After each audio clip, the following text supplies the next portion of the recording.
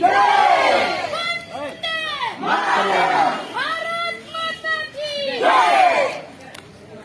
हाँ, अभी भी टाइम है, उन जिहादियों से दूर रहिए और हिंदू बनना सीखे। हिंदू बन के लोग हिंदू का जो आलोचना करते हैं वो जान लीजिए वो सबसे बड़ा गद्दार है। उसके रगों में हिंदू का खून है ही नहीं, वो उन नामर्दों का खून है जो कभी अपने बाप का नहीं होते हैं, उस पर यकीन करके बैठे हुए हैं।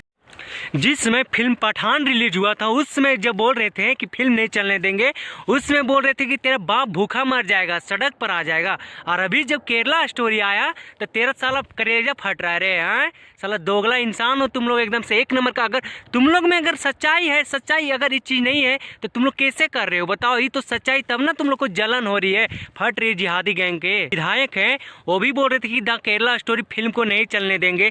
तो उनसे पूछना चाहते क्या इसको देख के आपको दर्द होने लगता है क्या? बताइए, क्या वो जो आपका बाप दादा लगते हैं? हाँ, दर्द तो आपको बहुत होता है। आप कभी बोलते हैं बजरंग दल का बैन करवा देंगे, तो लगता है कि आपका भी समय आ गया है। अगला बार में आपकी औकात पता चल जाएगा कि आप बैन हो जाइए कि भीतरे चल जाइएगा। सो अरे अगर आपको बैन ही करना तो वो चीज़ कीजिए ना जो सच्चाई है। अगर आप में पावर उतना है, अगर आप सरकार हैं तो जो घर पे चलते चलते बम फोड़ देता है, पेट्रोल बम से हमला कर देता है उन गरीब लोगों का, उनको पकड़ के फिर उन जिहादियों को अंदर कीजिए ना।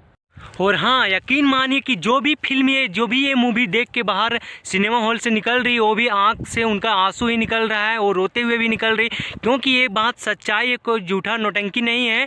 इसलिए आप जितना हो सके इस मूवी को देखिए और जो गलती वो करते हैं, क्या बोलते हैं उनको, अब्दुल, उनका पर्दाफाश कीजिए। कहीं कहीं ये फिल्म पर बोल रहे थे कि बैन हो जाएगा, नहीं चलने देंगे, तो हम उनसे पूछना चाहते कि तेरा बाप कहाँ है? हाँ,